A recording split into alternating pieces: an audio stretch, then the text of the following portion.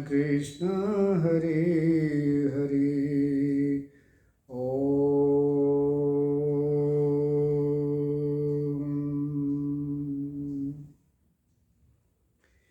ध्यानमूलं गुरुर्मूर्ति पूजामूलं गुरुर्पदं मंत्रमूलं गुरुर्वाक्यं मोक्षमूलं गुरुर्कृपा। प्रेम से बोलिए आनंद कंद भगवान की जय। जय जय श्री राधे कृष्ण। ओम। आत्मीय जन, भगवत प्रेमी भाई और बहनों,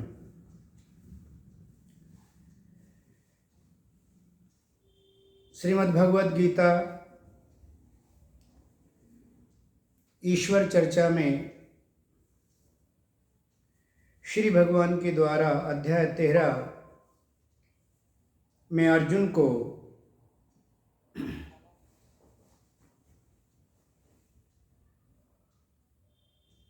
उपदेश दिया जा रहा है। और हमारे पिछले सत्संग में जैसा कि श्लोक 7 में भगवान ने बताया था कि जो ज्ञान प्राप्ति के साधन रूप है उन्हें ही हम ज्ञान नाम से जानकर उन्हें जानना, अर्थात ज्ञान प्राप्ति का जो साधन है वही ज्ञान है। तो उसमें भगवान ने बताया था कि जिसे अपने श्रेष्ठ होने का अभिमान का अभाव हो, जिसकी मन और वाणी में सरलता हो, जिसका दिखावे का आचरण अर्थात दंभा आचरण का अभाव हो, तथा श्रद्धा भक्ति युक्त होकर जो गुरु की सेवा में संलग्न रहता है, तथा जिसने अपने शरीर मन और इंद्रियों पर वश पा लिया है, ये इस तरह के जो गुण हैं, इस तरह के जो साधन हैं, इनसे ईश्वर तत्व की प्राप्ति होती है, ज्ञान की प्राप्ति होती है। आगे भगवान अभी श्लोक 8 में कहते हैं, 7 से 11 तक श्री भगवान ज्ञान प्राप्ति के इन साधनों का ही वर्णन करते हुए आगे कहते हैं, इंद्रियार्थेषु वैराग्यम अनहंकार एव च जन्म मृत्यु जरा व्याधि दुख दोष दर्शनम। भगवान कहते हैं कि इस लोक और परलोक के संपूर्ण भोगों में जिसकी आसक्ति नहीं है, अर्थात आसक्ति का अभाव है, तथा जिसे मन चित्त बुद्धि में किसी भी प्रकार का अहम भाव, जिसे यहाँ अहंकार का अभाव होना कहा है, वह नहीं है, तथा जो जन्म मृत्यु बुढ़ापा और रोग आदि के द्वारा उत्पन्न होने वाले दुखों के बारे में बार बार विचार करता है, तो उसमें संसार की आसक्ति का अभाव होता है और उसके अंदर वैराग्य का उत्पन्न हो जाना स्वाभाविक है। अर्थात इन दुखों का बार बार चिंतन करने से, इन्हें अंतःकरण में जानने से ये भाव आता है, तो इनके प्रति वैराग्य हो जाता है कि ये जो जन्म मृत्यु बुढ़ापा आदि ये दुख हैं संसार के, इनसे दुख उत्पन्न होता है, दुख प्राप्त होता है। इसलिए इनका बार बार इनके दर्शन करने का तात्पर्य है कि इन्हें जब हम ध्यान में रखें तो इससे हमें क्या होता है, संसार से वैराग्य उत्पन्न हो जाता है। इंद्रियार्थेषु वैराग्यम, इंद्रियार्थेषु समस्त इंद्रियां, कर्मेंद्रियां, ज्ञानेंद्रियां, समस्त इंद्रियों और उनके विषय दोनों के प्रति आसक्ति का अभाव होना इंद्रियार्थ और अनअहंकार का तात्पर्य है कि जिसमें मन बुद्धि और शरीर, इसमें किसी भी प्रकार का अहम भाव ना हो। यह शरीर साधन है और मैं चेतन परमपिता परमात्मा का अंश अविनाशी आत्मा हूँ, ये भाव दृढ़ हो जाता है और इस प्रकार से अंतःकरण में अहम भाव का अभाव हो जाता है। आगे भगवान कहते हैं, ऐ शक्ति अनभिष्वंग पुत्रदार गृहादिषु नित्यं च संचित्वं इष्टानिष्टोपत्तिषु। भगवान कह रहे हैं कि स्त्री पुत्र घर धन आदि में आसक्ति का अभाव होना चाहिए। इसके अभाव के बिना अगर इसमें आसक्ति रहेगी तो जिस अमृत तत्व ज्ञान की बात भगवान कह रहे हैं उसमें ये अवरोध उत्पन्न करते हैं। इसलिए भगवान ने पहले भी कहा है कि अनासक्ति का होना अति आवश्यक है। तो इस प्रकार से पुत्र स्त्री धन इत्यादि में आसक्ति का अभाव हो, इनके प्रति ममत्व ना हो, अर्थात अंतर में ये ईश्वर के हैं, ईश्वर के द्वारा हैं, ईश्वर का भाव इसमें इन सब में घटित हो। इन सब संबंधों को क्या हमें त्यागना है, ऐसा भगवान नहीं कह रहे हैं। भगवान कह रहे हैं कि जो एक जब ममता होती है तो अंतःकरण में हम सुख और दुख में के हिलोरे लेते हैं, सुख और दुख, कभी सुखी कभी दुखी। हमारा समत्व भाव नहीं बन पाता, कारण क्योंकि हमारी जो ममता है वह ममता हमें हमारे चित्त में स्थिरता नहीं लाने देती। इसलिए भगवान कह रहे हैं कि इन संबंधों में आसक्ति का अभाव हो तथा उनमें ममत्व ना हो, ममता का भी नहीं होनी चाहिए, तथा प्रिय और अप्रिय की प्राप्ति में सदैव चित्त का सम रहना। भगवान पहले भी कह चुके हैं, समत्व योग उच्यते, समभाव को ही, अंतःकरण के समत्व को ही, समभाव को ही योग कहा है। यहाँ भी भगवान यही कह रहे हैं कि जो आपके अनुकूल अर्थात संसार में प्रतिकूल जो कुछ भावीवश प्राप्त होता है उसमें अस्थिर ना हूँ। अस्थिर होने या सम रहने का तात्पर्य यही है कि हमारा अंतःकरण और हम अपने परमपिता परमात्मा से जुड़े रहें, उससे हमारी अखंडता बनी रहे। भक्ति और श्रद्धा का जो हमने भगवान से योग किया है वो अखंड बना रहे, वही चित्त का सम रहना है।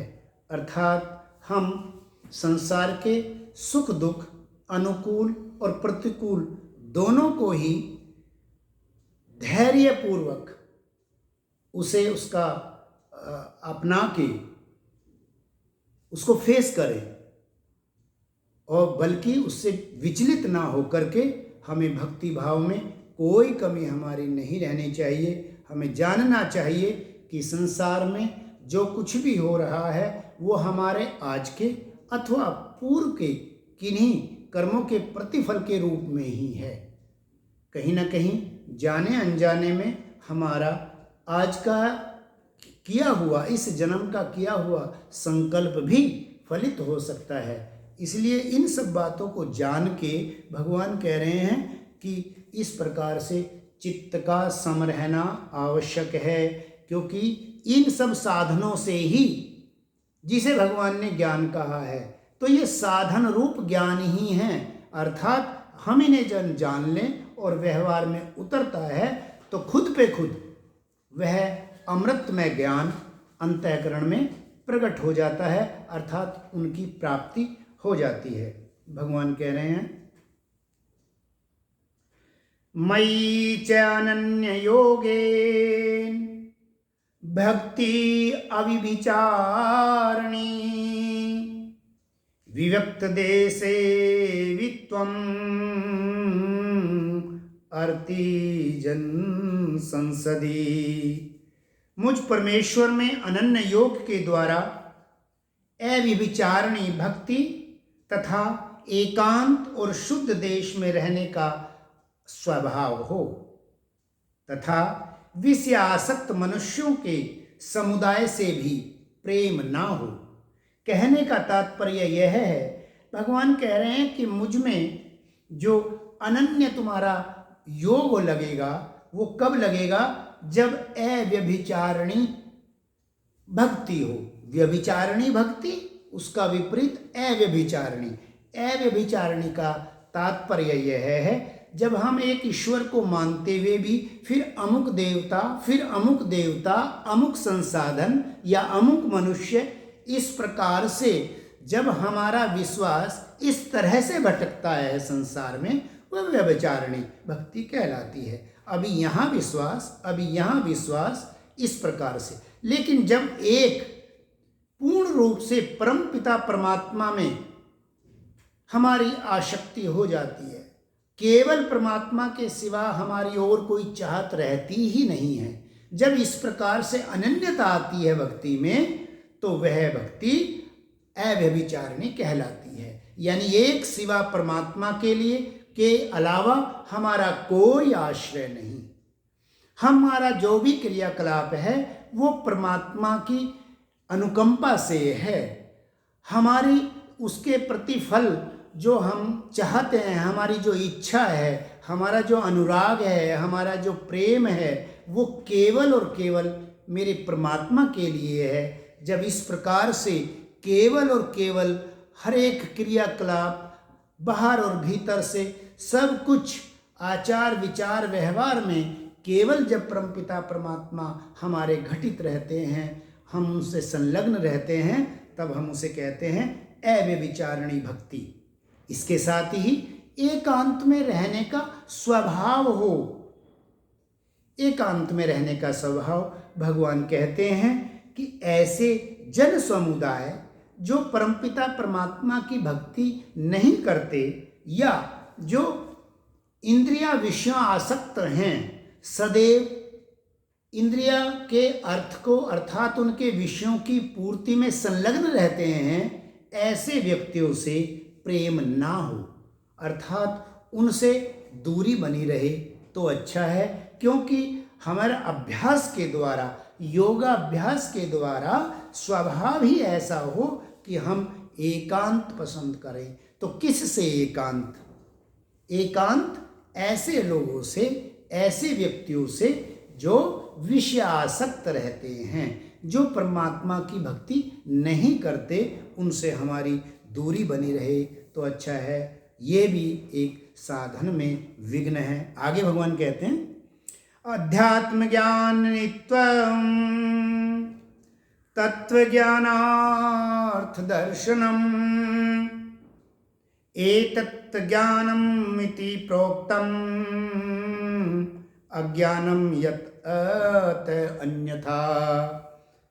भगवान कह रहे हैं कि अध्यात्म ज्ञान में नित्य स्थिति, अध्यात्म ज्ञान में नित्य स्थिति। तो अध्यात्म ज्ञान क्या? जो आत्म वस्तु और अनात्म वस्तु, जो अविनाशी वस्तु और विनाशी वस्तु, जो जड़ और चेतन, जो इनमें भेद करने का जो विवेक है, जो ज्ञान है, क्या सत्य है क्या असत्य है, वही बात को भगवान ने यहां आत्म वस्तु और अनात्म वस्तु कहा। तात्पर्य यही है कि जो विनाशी और अविनाशी का भेद कराने वाला जो ज्ञान है, जो आत्म तत्व का और अनात्म तत्व दोनों के भेद को जनाने वाला जो ज्ञान है, वही वास्तव में अध्यात्म ज्ञान है। तो अध्यात्म ज्ञान में नित्य स्थिति हो, अर्थात यह विचार दृढ़ पूर्वक समाहित हो अंतःकरण में कि क्या सत्य है और क्या असत्य है। सत्य हमें ईश्वर से जोड़ता है, असत्य हमें संसार में घुमाता है। तो इसका जब हमें नित्य इसमें स्थिति हो जाएगी, अर्थात ये दृढ़ता हो जाएगी, तो हम अपने सत्य मार्ग पर आरूढ़ रहेंगे। यही नित्य स्थिति का होना है। तत्व ज्ञान के अर्थ रूप, अगर हमें तत्व ज्ञान होगा तो उससे होने वाला क्या है? क्या है वो तत्व ज्ञान?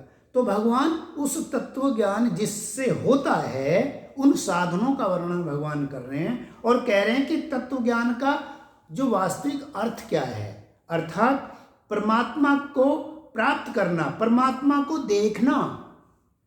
तत्व ज्ञान में यानी कि जैसे अभी कहा कि परमात्मा को ही घटित करना, प्रत्येक व्यवहार में, विचार में परमात्मा को घटित करना। ये सत्संग हो रहा है परमात्मा की प्राप्ति के लिए, परमात्मा की याद सदैव अखंड बनी रहे। इसीलिए हर भाव परमात्मा से ओतप्रोत हो, परमात्मा के भाव से भावित हो व्यवहार, हमारा जीवन।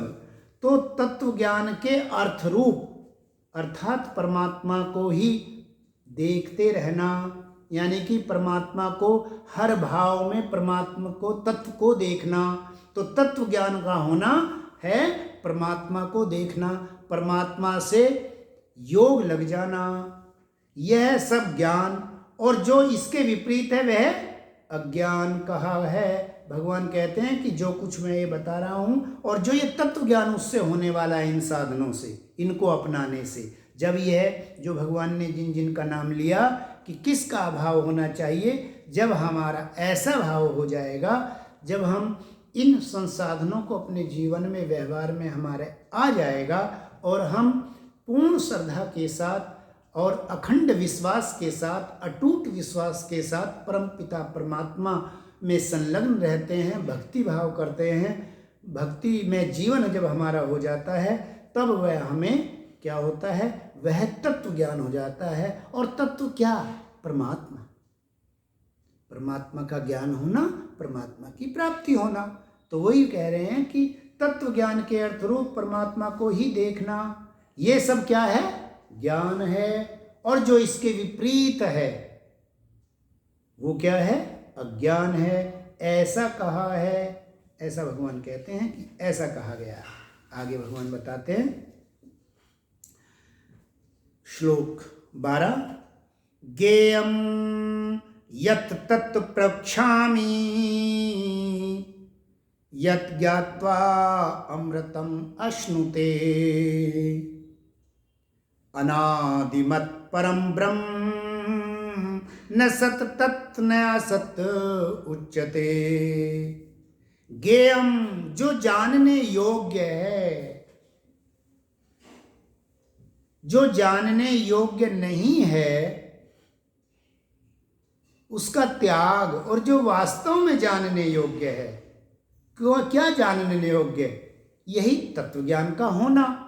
और ये तत्व ज्ञान कैसे होगा, ये भगवान ने 7वें श्लोक से लेके 11वें श्लोक तक सारे संसाधनों को समझाया कि जब ये साधन हमारे जीवन में आ जाते हैं तो हमें क्या हो जाता है? तत्व ज्ञान हो जाता है। और वो तत्व ज्ञान का होना अर्थात परमात्मा दर्शन। उस तत्व ज्ञान अर्थ रूप में हम क्या देखते हैं? परमात्मा को ही देखते हैं, केवल एक परमात्मा। और ये कहते हैं कि जो जानने योग्य है, तो जानने योग्य यही ज्ञान है जो परमात्मा ने श्लोक 7 से 11 तक कहा। तो जो जानने योग्य है, और क्या कहा? यत् ज्ञात्वा अमृत अश्नुते, उसे अमृत तत्व कहा है, परमानंद कहा है, उसे परमानंद कहते हैं। क्यों? जिसको जानकर मनुष्य परमानंद को प्राप्त होता है। यत् ज्ञात्वा अमृत अनुष्यते यत् प्रवक्ष्यामि, मैं उसे कहूंगा। अब मैं तुम्हें क्या कहूंगा? जो जानने योग्य है और जिसे जानकर मनुष्य को परमानंद की प्राप्ति होती है, तत्व ज्ञान की प्राप्ति होती है, अब मैं उसको तत्व प्रवक्ष्यामि, अब मैं उसे भली भांति कहूंगा। वह अनादि ब्रह्म, सदा रहने वाला वह ब्रह्म, उस ब्रह्म को ना सत कहते हैं ना असत, अर्थात सत असत से परे है। कारण कि कोई भी सत वस्तु को हम प्रमाण द्वारा प्रमाणित कर देते हैं तो वह सत वस्तु कहलाती है। अब परमात्मा को किस प्रमाण से हम सिद्ध कर सकते हैं? परमात्मा तत्व की तरफ सिद्ध जन इशारा करके बताते हैं। जैसे किसी राही को रास्ता जब बताया जाता है तो उसे शब्दों के रूप में और इंगित करके, इशारा करके समझाया जाता है।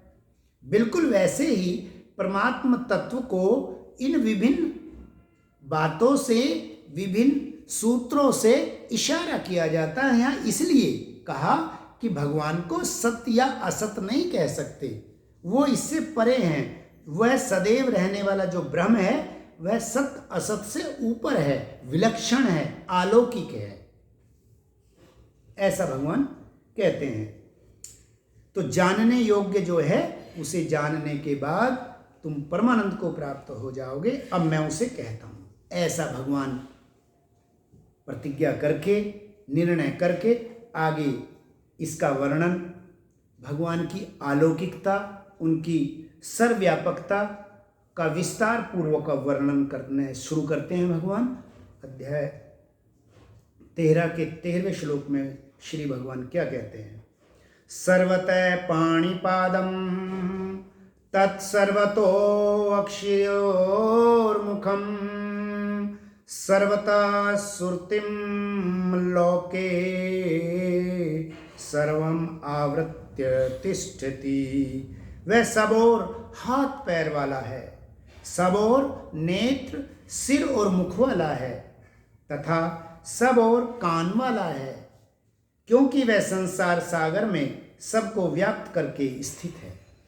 यही बात भगवान ने पहले भी जब अपना विराट स्वरूप दिखलाया है तो अर्जुन ने वर्णन किया है कि मैं सब तरफ आपको देख रहा हूँ, आपके चारों दिशाओं में आपके मुख को मैं देखता हूँ, आपके अनेकानेक पैर, सिर इत्यादि देखता हूँ। ये बात अब भगवान स्वयं कह रहे हैं कि मैं जिस ब्रह्म के बारे में, जिस ब्रह्म को, जिस तत्व को तुम जान के ब्रह्म को जानोगे, उस तत्व ज्ञान को अब मैं तुम्हें भली भांति कहता हूँ। क्योंकि वो जो ब्रह्म है वह क्या है? सब और हाथ पैर वाला है, सब जगह उसके हाथ पैर हैं। मनुष्य के शरीर की भांति ऐसा नहीं है कि जहाँ शरीर है वहीं उसके हाथ पैर हैं या सीमित है। भगवान सब जगह हैं और सब जगह उनके हाथ पैर हैं। और सर्वतो अक्षरोर्मुखम, सभी सब और नेत्र, सिर और सब और मुख हैं तथा सब और श्रुतिम लोके, इस संसार में सब और कान वाले हैं, क्योंकि वह संसार में सबको व्याप्त करके स्थित है। इसको हम ऐसे समझ सकते हैं जैसे चारों तत्व अग्नि, जल, वायु, पृथ्वी आकाश में स्थित होकर, आकाश में है ये चारों, और आकाश फिर भी अपनी जगह स्थित है, अर्थात वो इनमें रहते हुए भी, और ये चारों तत्व आकाश में रहते हैं और चारों तत्व में आकाश तत्व है, फिर भी वह अपनी जगह आकाश स्थित है। इसी तरह से समस्त संसार परमात्मा में है, परमात्मा से है, परमात्मा इसमें सब और चारों तरफ सब जगह व्याप्त हैं, तो भी वो ये सब व्याप्त होते हुए भी अपनी जगह स्थित हैं। ऐसा परमात्मा कह रहे हैं कि वह जो ब्रह्म है इस प्रकार का है। आगे भगवान कह रहे हैं कि ये जो जानने का ज्ञान स्वरूप है, ज्ञेय स्वरूप परमात्मा का सब और समस्त इंद्रियां और समस्त शक्ति वाला भगवान को, उस ब्रह्म को भगवान ने बताया। आगे वो कह रहे हैं कि जो उनकी अलौकिकता है, अब उसका वर्णन श्री भगवान अर्जुन से कर रहे हैं। आगे कहते हैं सर्वेन्द्रिय गुणाभासम सर्वेन्द्रिय विवर्जितम् असक्तं सर्वभृत्यैव निर्गुणं गुणभोक्तृत्व च। अब भगवान की अलौकिकता का वर्णन 13वें श्लोक से कर ही रहे हैं। यहाँ पर भगवान क्या कहते हैं? वह संपूर्ण इंद्रियों के विषय को जानने वाला है, सब और हाथ पैर वाला है, ऐसा भी बताया। और ये भी बताया कि वह इन संपूर्ण इंद्रियों को, कोई इंद्रिय बाकी नहीं, संपूर्ण इंद्रिय के विषयों को भी वो जानने वाला है, परंतु वास्तव में सब इंद्रियों से रहित भी है, हाथ पैर वाला भी है, उनके विषयों को भी जानता है, लेकिन वह इंद्रियों से रहित भी है, तथा आसक्ति रहित होने पर भी वो आसक्ति रहित भी हैं, लेकिन फिर भी सबका धारण और पोषण दोनों करने वाले हैं। उनके बिना हमारी सत्ता ही नहीं है, इसलिए वो धारण करने वाले भी हैं और धारण करके विष्णु बन के सबका पालन भी करने वाले हैं। और निर्गुण होने पर भी, निर्गुण निराकार कहा है उनको, लेकिन निर्गुण निराकार होने पर भी गुणों को भोगने वाले हैं। देखिए, जबकि गुण तो प्रकृति में बरतते हैं, पहले भगवान जी ने खुद स्वयं ही बताया, लेकिन यहाँ क्योंकि भगवान जी अपनी अलौकिकता का वर्णन कर रहे हैं, इसलिए भगवान कह रहे हैं कि संपूर्ण इंद्रियों के विषय को जानने वाला हुए हैं, फिर भी वो इंद्रियों से रहित हैं, वो आसक्ति रहित रहते हुए भी आसक्त हैं, अर्थात सबको धारण करते हैं और सबका पालन करते हैं। निर्गुण हैं, फिर भी सबके गुणों को भोगने वाले हैं।